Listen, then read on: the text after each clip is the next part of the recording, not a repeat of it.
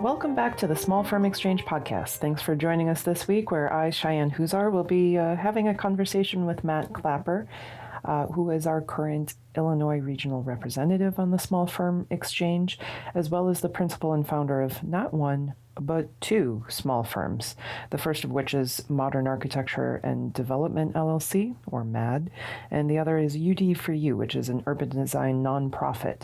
To the conversations about how the ways that we structure our firms can help impact our communities, as well as how we're attempting to find work as small firms and the different directions and opportunities we can have. I hope you enjoyed today's talk. Small firm. Running a small business and seeing the ups and downs and ebbs and Different flows. scale, working in the small firm like us. So like my passions for Got community engaged in building, the community and started to build leadership. architecture, And then we get paid to do what we love. So I thought it was going to be easy. You set up the tables, you plug in the printer, you go. Wow.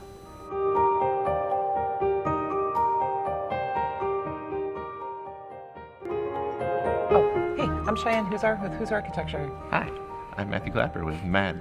All right, full disclosure, we know each other from Chicago. I'm the small firm chair. We roped Matt into participating into the Small Firm Exchange. You've taken over the seat as the current Illinois representation on the Small Firm Exchange, and that's pretty exciting. What do you think about that? Well, we're still only a few months into it for me, Yeah. so not sure I do know what to think of it fully yet. It's been interesting seeing behind the curtain, though, of AIA functions more, even though this is a little subgroup of AIA. Like, it's a peek into the world that you don't normally get just by being a member and stuff either. Well, we had talked about wanting to have a conversation more focused on talking to young architects and kind of starting to dig into what things really helped us get there, right? Yeah. Try to get to the core things that most young architects and stuff won't get at regular presentations about projects and stuff, where they just kind of see the finished presentation and not really the meat and bones of how they got there to that point necessarily. Yeah. So when did you start your firm? I started my firm 4 years ago. Yeah. I had been living here in New York, working for a corporate firm out here after doing Columbia. And it was a confluence of several things at that time that made me pull the trigger on doing my own thing. At that time, I didn't really like the office that I was in. I thought things could be done in a different, better way. And then, along with living in New York, not being from here, being back from the Midwest, I didn't really have like any family or support system and things like that in that regard. So I was always kind of like breaking even in terms of money and things back then too. So all those things kind of just added up that I decided to move back closer to my family and everything else, and just pulled the trigger then to like now or never type thing. For the same reason most people would probably do stuff, is that like, since I'm making this big shift, now seems like a logical time to at least try it before families or kids or anything else like that comes in the future. So at least you don't look back and regret it if you like didn't try. Like, if it didn't work, great, but at least I gave it a shot. Yeah. What was the scariest thing before doing it? Scariest thing, I don't know if there was a scariest thing before doing it. I probably kind of did the leap before I looked type thing. Yeah. Not that I didn't think about it, but it doesn't really start to sink in until you're actually in it, I don't think. Once you've taken that leap and you're just kind of trying to keep your head above water all the time once you do it, is where it really starts to sink in about, like, you know, oh, how am I actually going to pay for my bills, and how am I actually going to do this or that? Which you're more excited ahead of time, I think, because you're thinking of all the possibilities and not necessarily the really boring parts of the reality of it too that you have to deal with. Yeah. Well, having gone through that, is there anything that you would have prepared before making the leap now in hindsight? It's hard to say. Like, I see the advantage of when they say that you shouldn't do your own thing, or you shouldn't leave your current job to do your own thing until you get it to a certain point. When they say a certain point, it's always very nebulous because it's up to kind of like interpretation. But I definitely see the benefit in that. Like, I think when I started, I probably struggled more than I had to by making such a big change in the fact that, like, I moved, you know, halfway across the country. So as opposed to, like, if I had a job in Chicago already and I decided I wanted to do this. Maybe I could have just kept working like I was out here and started it up until it got to a proper point so that those concerns that I had after I started about the boring daily of like how am I going to pay my bills and things wouldn't have been such a burden at the beginning.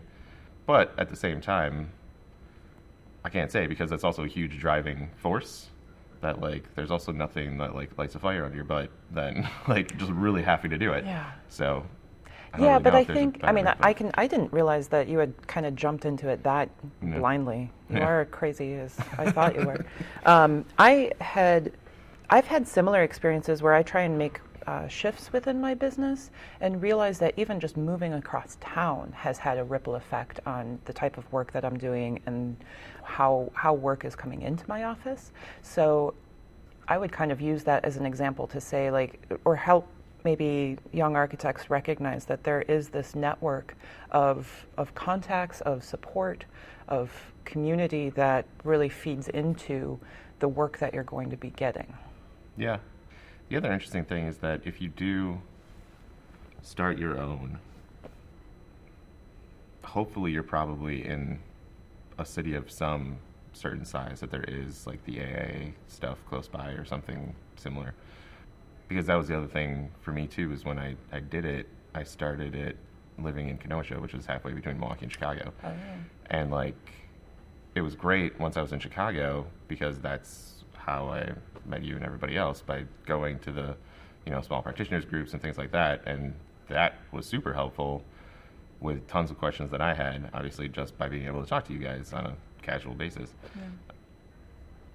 But that was the other thing, is that like that doesn't exist in Kenosha, and it was, like an hour away to go to Milwaukee once, you're an hour away to go to Chicago once. You just weren't really doing that because it was kind of too much of an effort, especially depending on when the meeting was and the time of day in traffic. It's like 3 hours. So like, Yeah.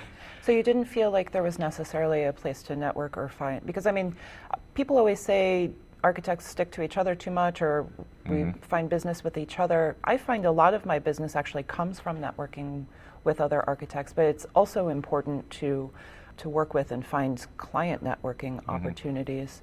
Are there places that you've that you try and ones? target for client opportunities? I don't think there's any specific network I try to target for the clients. I'm interested in a lot of stuff. Like, I'm a curious person in general. So really, I just try to be open to opportunities that arise for whatever that may mean. Not just project basis, but like if a friend of mine knows of some event and it's in something other than architecture, I'll go, because you never know who you're going to talk to or conversations you'll have and what that leads to later. Yeah. Well, I think the question is, how do you find a lead? How do I find a lead? That is the age-old question. For me, I've tried to find a combination of online and real-life resources. So for online, I try to find places that post RFPs and things a lot of the time, so that you can always kind of at least be aware of what's being put out there. That's usually more on the public sector, of like cities and things are putting them out. But that's at least a starting point. Beyond that, yeah, it's kind of like you're saying, like you get a lot of work just by talking to other architects and things like that, because there may be something that somebody else knows about that is not necessarily what they want to work on or like to work on, but it is what you like to work on, and so they'll mention it to you maybe, and then you can follow that. But yeah, so much of business is just the face-to-face networking, and so for me, it's just as many things as you can kind of go to, probably the better. Well, I think there is that difference in like kind of the residential, smaller scale commercial work versus the public work. And I think that's why the public sector has been a lot more easy of a field for me to navigate, because it's publicly there. You can check a website and you can go through kind of a particular process to at least try and get a project. And I've found that a little bit easier than like trying to hustle and get to know everybody on a personal level and hope that, I think there's a lot more chance from my experience on the residential side, and I haven't necessarily figured out how to make that work or market or like find it in a consistent way. Right. I don't think there is necessarily a consistent way in that. The thing about the bigger stuff is that your client's usually a bigger company, and you know that probably 10 years later they're going to want to redo their office or whatever it might be. So that's a consistency that's built into the Genslers of the world and stuff like that, where they kind of have a constant turnover depending on when they've done the projects for those people before, as opposed to smaller scale things like people's houses. Like, they're going to be there for 50 years. Like, you're not going to do, maybe if they have another property, you might do something for them if they have a vacation house or something. But then it is too that they tell their friends, and there is that like word of mouth trickle down that does start to create a stability. I mean, I guess some of the people it creates opportunity. Yeah. Not necessarily stability. It creates that opportunity, but again, like, it's still true what you're saying, that it doesn't necessarily create a guarantee. So. Yeah. I mean, I guess I was interviewing Stanley Tigerman a couple years back and was kind of asking him this question of how does a young firm really establish themselves or get known? And he had a very clear answer that you have to publish or perish. Mm-hmm. It is that question of, well, I mean, maybe once you get your first project, like really going after the awards and getting your name out or having a little bit of a recognition. I was actually published one time because I had started a design collective and got written up in DNA Info, and had a client call me because they liked my philosophy. I thought that was kind of a cool way to have somebody find me out of the woodwork that was disconnected from anything else that I knew. But that can be kind of a challenge in a network in and of itself, finding those types of opportunities. Yeah. And I guess what I'm kind of leading you into is that question of competitions. How do you feel about competitions? I used to really like them when I was a student, and even shortly after. When I had my job here, because near the end when I wasn't liking it and I wanted to like stimulate my brain more, I entered a couple while I was working out here. I think it's good to use them to stay sharp in things, because depending on what your job may be, people tend to get siloed in places, especially a larger place. And so you may only be working on like one specific type of aspect, like maybe just construction documents all the time, and you like are doing that for a year or two and things like that, and like you feel like you're forgetting how to design or things like that. Then doing a competition and stuff, I think they're good for that, to kind of just keep your mind sharp. In terms of real business, I don't think that they're good unless it's a specific kind of competition where a city or something like that is actually whittling it down. So like you have an open thing and whoever wins it at the end really gets the project. Those I'm more okay with than just like the ideas ones where they're just trying to get ideas and nobody's really going to get anything out of it. Like that's what people should do when it's not their business, like when they're working somewhere else and they just want to have some fun, or they're in school or whatever it might be. Like, that's great for those. But for real business, I don't think they're good unless they're constructed in a way that something tangible actually comes out of them at the end, or at least a relative possibility of something tangible coming out for you. Yeah. Like, because it'll come out tangible for somebody. It's not necessarily you, so it's always like the risk-reward scenario in your mind that you have to play. It's like, okay, well, how many people do you think will be applying to this? If I get this, if I win it, how much business will I get out of it in reality, and so on and so forth. Or how much press will you receive? True. Like, if you are doing a competition, is there something in it that is enough for you to feel like it helped you along? Yeah. That, is your board going to be somewhere that's prominent and will help you get more recognition? But I think there's a lot of risk in that. I mean, you spend a lot of time putting together those types of presentations, and it's trying to determine sort of where is your effort best spent in order to move your vision along. So I agree. We all have these creative outlets, and it's one thing like when you have all of that like creative energy like bursting out of you, but it's also another, like, I feel like in having my own firm that my creative energy has really rechanneled itself into business development, or like it's a very different kind of creative endeavor, like kind of creating the next direction for the firm and creating the next opportunity. It's a very different way of creating that I never appreciated as a creative sense until I started doing it and realizing that. Well, because it's still problem solving. Yeah. It's using your creativity to still solve a problem. It's just now a larger problem of a firm. If it's been refocused, though, do do you now feel kind of like what I was explaining before of like a person that got siloed that's working for somebody, you know? Mm-hmm. Do you feel that you're too focused, or not too focused, but do you feel that you spend so much time doing that now too that you feel like you've lost that other version of creativity?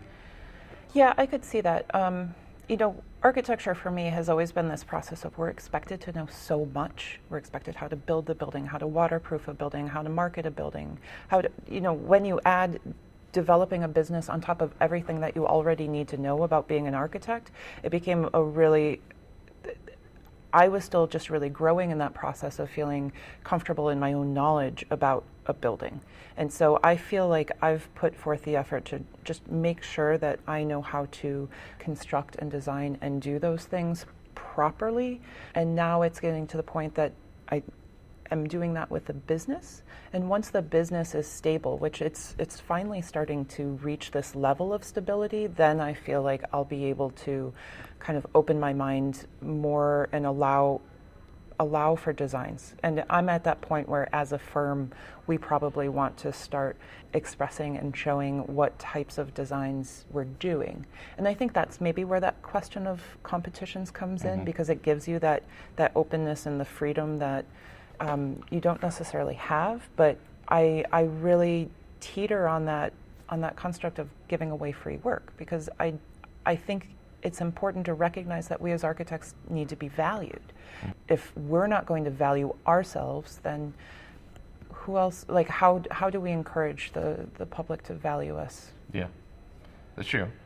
I was thinking more about the competition thing too, and that for competitions to be valuable, we probably have to kind of probably push an agenda of how we want competitions to be done, so that the world who's not architects that are hosting the competitions in reality know what we kind of expect.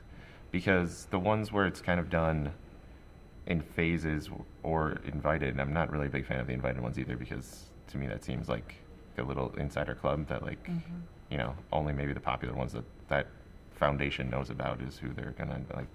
To me, that's not great for architects either. If it is open, that first stage is very minimal work, that it's kind of just like, you know, explaining your idea, a couple drawings, things like that, something that gets your idea across but isn't a ton of time, so you're not losing money per se. And then from that, when they shortlist it, there's competitions where they give you then, like, you know, 5 of those 5 teams get a stipend to actually produce something. So at the end of the day, you're not gonna make a profit off of that phase, but at least it helps you, you know, kind of make it a wash, break even at the end, hopefully, depending on how much resources you put into it, obviously. And then the winner wins, and they get the actual project. It's also worth it when you think about what, like you're talking about for the marketing, like what the status of the competition is in a given place.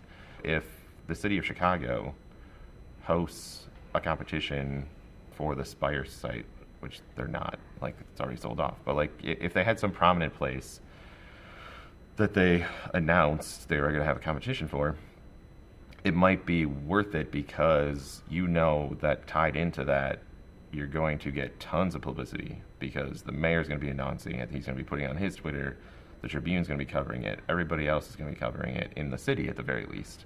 And if those types of places are covering it, then there's potential that probably maybe somebody in the New York Times will write a little article on it, and elsewhere in the country, right? So really, just by being involved in it, even if you just get that short list and they say your name is just in print right there of the 5 teams, you don't know how that will help you. But it's something that you can't do on your own either. You can't market yourself when you're that small to that extreme level without doing something like that either. And that, when we're talking about the firm progression, is I think a thing that really can help jump a firm, because we all know that the more popular it is in terms of the more you see it in print and marketing and everything, just like movie stars and stuff, the more other people want it or want you and your firm. Yeah. But that was one of the interesting things, like David Adjaye was saying yesterday, is that it's really the African American Museum in DC that like jumped his firm, but again, that was a competition. Yeah, but I think what I'm hearing you say, and what I think is kind of important to note about what you're saying, is that there is the foresight to look at what markets you want to try and get into. So for us, I'm focused on Chicago, because that's a territory or a region that I know I can support. And when I have tried to reach outside of that in the past, it's a different technique when you're trying to develop into a new market, and kind of having that understanding of direction of what avenues, what industries, what market sectors you're trying to tap into with that experience.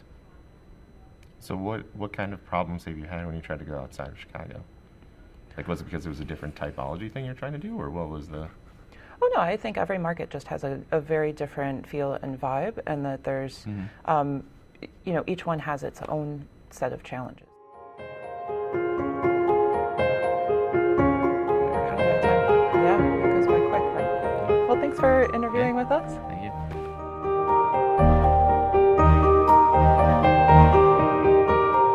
So thanks again for joining us today. I hope you enjoyed the conversation between myself and Matt, and I hope you'll join us next week where we have a special guest, Mickey Jacobs, the 2013 AIA chair.